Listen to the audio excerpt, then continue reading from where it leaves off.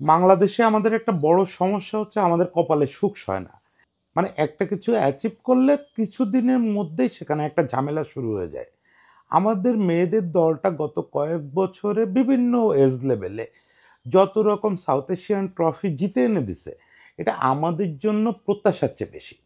সর্বশেষ তারা আবার সাউথ এশিয়ান চ্যাম্পিয়নশিপ জিতছে, সেটা নিয়ে আমরা অনেক হইচই করছি, কিন্তু এখন আপনারা দেখতেছেন যে সিনারিওটা কি হয়েছে। আমাদের সিংহভাগ নারী ফুটবলারের সঙ্গে আমাদের কোচের একটা বিরাট গন্ডগোল লেগে গেছে, এবং আমাদের নারী ফুটবলাররা কার্যত ধর্মঘটে চলে গেছেন, বড় অংশ ফুটবলাররা। তো আমি সরাসরি যেহেতু অনেক দিন ফুটবলেরই খোঁজ খবর রাখি না, আমাদের লোকাল ফুটবলের, নারী ফুটবলের ডিটেল জানবো, ইনার সিনারিও বুঝবো, এটা আশা করা কঠিন। তারপরও আমি চেষ্টা করছি গত দুদিন সবগুলো পার্টির সঙ্গে, সবগুলো পার্টির অন্তত প্রতিনিধিত্ব করে এরকম দু চারজনের সঙ্গে কথা বলার। তো আমি একটা জিনিস বুঝছি যে আসলে এখানে আপনি নীড়ের দায় বা নীড়ের ভিলেন এরকম কাউরে খুঁজে বের করতে পারবেন না। আসলে সব পক্ষেরই কিছু সমস্যা আছে। সবচেয়ে বেশি সমস্যা আমার কাছে মনে হয়েছে যে জেনারেশনাল একটা প্রবলেম, কালচারাল একটা প্রবলেম। তবে একটা পক্ষকে আমি পরিষ্কার ভিলেন বলতে পারি, সেটা হচ্ছে আমরা। আমরা যারা প্রায় কিছু না জেনে বা জেনে এই যে ফেসবুকে সম্মানহানি করতেছি, কখনো কোচ পিটার বাটলারের সম্মানহানি করতেছি, কখনো মেয়েদের সম্মানহানি করতেছি, কুৎসিত কথাবার্তা লিখতেছি, ইঙ্গিতপূর্ণ কথাবার্তা বলতেছি, এইগুলো আসলে ভিলেনের কাজ। প্রকৃত ব্যাপারটা হয়তো মিটে যাবে, আজকে কালকে হয়তো এটা মিটে যাবে, কিন্তু আমাদের এই দাগগুলো যাবে না। তো যাই হোক, আমি একটু বলার চেষ্টা করি যে আসলে ইনার সিনারিওটা কি, কেন এরকম হলো। আপনারা জানেন পিটার বাটলার একজন ইংলিশ কোচ, একসময় ওয়েস্ট হ্যামেও খেলছেন, একেবারে লো প্রোফাইল মানুষ না। বাংলাদেশে এসেছিলেন মূলত হচ্ছে এলিট একাডেমির দায়িত্ব নিতে। এবং আমি আগে বহুবার বলছি যে বাংলাদেশ ফুটবল ফেডারেশন গত কয়েক টার্মে যদি একটাও ভালো কাজ করে থাকে সেটা এলিট একাডেমি করা। এবং সেই এলিট একাডেমির প্রোডাকশন দ্বারা আপনারা দেখছেন আমাদের যুব দলগুলো বা ইভেন আমাদের লিগে তারা কত ভালো ভূমিকা রাখতেছে।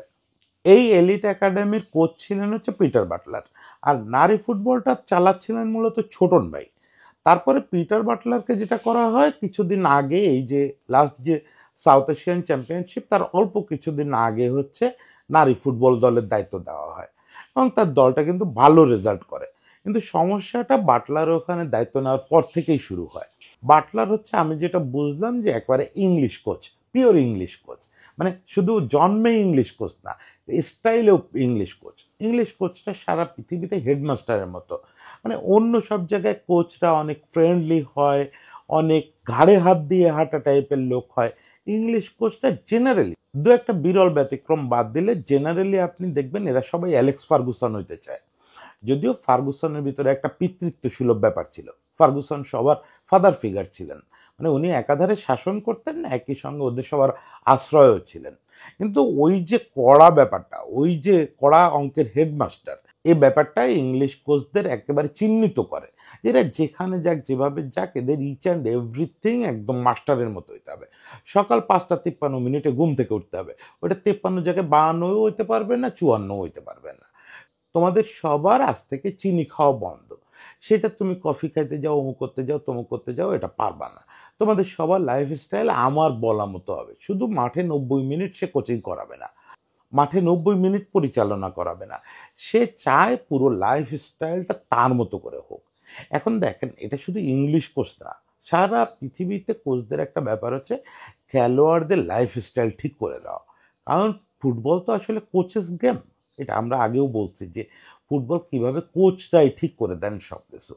ইভেন লিওনেল মেসি কি করবে এটা এখন হয়তো এই মাসচেরানো বা টাটা মার্টিনো সাহস পাবে না, কিন্তু আপনি যখন তার যৌবনের কথা ভাববেন তখন কিন্তু পেপ বা লুই এনরিকে, এরা মেসির মতো ফিগারেও বলে দিছে যে তুমি এই করবা, এই করবা না, ওটা বাইরে যাওয়ার সুযোগ নাই। এখন বাটলার ওই ট্রেনিং থেকে আসছে, ফলে শুরু থেকেই আমাদের মেয়েদের সঙ্গে তার লেগে গেছে। লেগে গেছে কেন? আমাদের মেয়েরা বা আমাদের দেশের ফুটবলাররা তো একটু ফ্রেন্ডলি এনভায়রনমেন্টে চলে অভ্যস্ত, যে তারা আসলে কোচ হচ্ছে তাদের বড় ভাই, ছোটন ভাইয়ের মতো, বা বড় জোর ছোট চাচা। ও সবাই মিলে মজা করব, খেলবো, রেজাল্ট আনবো, এই তো, মানে একটা মজার ব্যাপার। কিন্তু ও এসে এটাকে মজা না রেখে স্কুল বানায় ফেলছে। এখন আমি এখানে কারোর দোষ দিই না, ওদের মেয়েদের ওই চিন্তাটাও ঠিক আছে। ওইটা আমাদের সাবকন্টিনেন্টাল স্টাইল, মজা করতে করতে খেলা। আবার ইংলিশ স্টাইল বা ইউরোপিয়ান স্টাইল হচ্ছে কড়া একটা শাসনের মধ্যে রাখা সবাইকে। দুটোতে মারাত্মক ক্লাশ করলো। আরেকটা জিনিসে যেটা ক্লাশ করছে সেটা হচ্ছে যে আমাদের কয়েকজন সিনিয়র খেলোয়াড়, যাদের আমি নাম না বলি, ওরা অলরেডি বাংলাদেশকে অনেক কিছু এনে দিছে। ফলে ওদের রেসপেক্ট করতেই হবে। ওরা যদি এখন একটু ভুলও করে, তারপরে ওদের কোনো সময় রেসপেক্ট কমানো যাবে না। ওদের যেটা হচ্ছে যে ওদের ফিটনেস লেভেল, তারপরে ওদের শারীরিক আকৃতি সবকিছু আপ টু দ্য মার্ক এখন আর নাই। হয়তো মাঠে নেমে আধা ঘন্টা খেললে একটা আউটপুট আসে। স্কিল তো মানুষের এত সহজে চলে যায় না, কিন্তু 90 মিনিট খেলা, 120 মিনিট খেলা, এটা ওর জন্য যে ফিটনেস লেভেল দরকার এটা আর নাই। ফলে পিটার বাটলার শুরু থেকে একদম প্রকাশ্যেই চেষ্টা করলো যে এদের ট্র্যাক রেকর্ড যতই ভালো হোক, এদের অ্যাচিভমেন্ট যতই হোক, এদের আস্তে আস্তে সাইড করে দেওয়া। এই ব্যাপারটাকেই মেয়েরা দেখলো ষড়যন্ত্র হিসাবে, যে আমাদের অমুক আপু আমাদের এই এনে দিচ্ছে, তমুক আপুর ওই টুর্নামেন্টে সেরা খেলোয়াড় ছিল, তাদের সাইড করে দিচ্ছে, এটা কেমন কথা। ওরা বললো যে এটা সিনিয়র জুনিয়র দ্বন্দ্ব। আমি পুরো ব্যাপারটা বুঝলাম যে দুই পক্ষের আন্ডারস্ট্যান্ডিং এর সমস্যা, এক পক্ষ আর এক পক্ষের ফিলোসফিটা ধরতে পারতেছে না। বিশেষত আমি আমাদের মেয়েদের কথা বলবো যে ওরা তো এই টপ লেভেল ফুটবল কালচারের সঙ্গে অত বেশি অভ্যস্ত না, যে কোন পরিমাণে ফিট থাকা লাগে, কতটা আসলে কোচের কথা শোনা লাগে। ফলে ওরা একটু বেশি তিতি বিরক্ত হয়ে গেছে। সেই সঙ্গে বডি শেমিং বলতে, ধরেন পিটার বাটলার সে ইংলিশ করছে, সে তো চেপে চুপে কথা বলবে না, সে সরাসরি বলে দিচ্ছে যে তুমি ফ্যাট গেইন করছো, তোমার এদিকে কিন্তু এটা হবে না। এখন এটারই মেয়েরা বডি শেমিং হিসাবে নিচ্ছে। আপনি বডি শেমিং হিসাবে ভাবলে ভাবতেও পারেন ব্যাপারটা, একটা মেয়েরে আপনি সবার সামনে মোটা হয়ে যাওয়ার কথা বলতেছেন, ফ্যাট গেইন করার কথা বলতেছেন, কিন্তু ও তো কোচ, ওর তো আসলে ফ্যাট গেইন নিয়ে মাথা ঘামাতেই হবে। এই যে আমি শামীমের পেট বড় হয়ে যাওয়া নিয়ে কথা বলি, বা এটা তো একটা অ্যাথলেটকে শুনতে হবে যে শামীমের পেট বড় হয়ে গেছিল, ওই শামীমে তো আবার ওইটা কমাইছে, আমি দেবব্রত গিয়ে তো কমাই নাই। ফলে যে মেয়েটাকে ওই কথাটা বাটলার বলে, ওই মেয়েটা ওইটা চ্যালেঞ্জ হিসাবে নিতে হবে। আমি কাউরে ছোট করি না, এই মেয়েরা কিন্তু আমাদের সত্যি বলি ক্রিকেট ফুটবল মিলায় গত কয়েক বছর সবচেয়ে বড় অ্যাচিভমেন্টগুলো এনে দিচ্ছে। ফলে এই মেয়েদের বিপুল শ্রদ্ধা দেখাইতে হবে, কোনো সুযোগ নেই এখানে ছাড় দেওয়ার। একই সঙ্গে বুঝতে হবে পিটার বাটলার একজন অত্যাধুনিক কোচ। আমাদের তো পরের ধাপে যেতে হবে। মেয়েরা আপনাদের কাছে আমি যেটা বলবো যে বাচ্চাগুলো তো এখন ট্রেনিংয়ে জয়েন করে ফেলছে, অলরেডি 13 জন মনে হয় জয়েন করে ফেলছে। আপনাদের যাদের যাদের সামনে সময় আছে, আপনারা অযথাই বিদ্রোহ করেন না। আপনারা একটু আপনাদের প্রিয়জনদের সঙ্গে কথা বলেন, যারা এই আধুনিক ফুটবল সম্পর্কে জানে, ইউরোপিয়ান ফুটবল সম্পর্কে জানে। দেখেন এই সাউথ এশিয়ান যা যা জয় করার আপনারা করে ফেলছেন, এখন আপনাদের এশিয়ান লেভেলে যেতে হবে। পরের ধাপে যেতে গেলে আপনার এই কোচের কথা শুনতে হবে। ও যে ফিটনেস চায়, ও যে লাইফস্টাইল চায়, ওই যে একজন বলছেন যে সে আমার পার্সোনাল লাইফ সম্পর্কে জানতে চায়। ভাই এইটাই ফুটবল, কিচ্ছু করার নাই। ও জানতে চাইবে আপনি কার সঙ্গে ডেট করেন, রাত কয়টা পর্যন্ত কথা বলেন, কার সঙ্গে এটা হয়তো জানতে চাইবেন না, ডেট করেন কিনা এটা জানতে চাইবে। কারণ ডেট করলে ওর সেইভাবে প্ল্যান সাজাইতে হবে। ওর বুঝতে হবে আমার মেয়েটা কি রাতে 3টা পর্যন্ত কথা বলে ফোনে, তাহলে ও কিন্তু এটা মেনে নেবে না। ওই জন্য পার্সোনাল ব্যাপার-স্যাপার জানতে চায়। এইটা আসলে এই যে সেনসিটিভিটি, এইটা আসলে আপনাকে একটা ছাড় দিতে হবে। যে আপনি হয়তো একজন সাংবাদিক জিজ্ঞেস করলে বলবেন না, একজন কর্মকর্তা জিজ্ঞেস করলে বলবেন না। কিন্তু কোচকে এটা বলতে হবে। কোচ হচ্ছে ডাক্তার। ডাক্তারের কাছে তো আপনি কিছু লুকাইতে পারবেন না। কোচ যদি নাই জানে আপনার লাইফস্টাইল কি, আপনি দেখেন একটা কথা বলি, এটা আপনাদের তো সরাসরি বলা যায় না। বিশ্বকাপ ফুটবল আসলে একটা নিউজ দেখবেন প্রায়, যে বিভিন্ন কোচ তার দলের উপরে যৌনকর্মের উপরে নিষেধাজ্ঞা দিয়ে দেয়।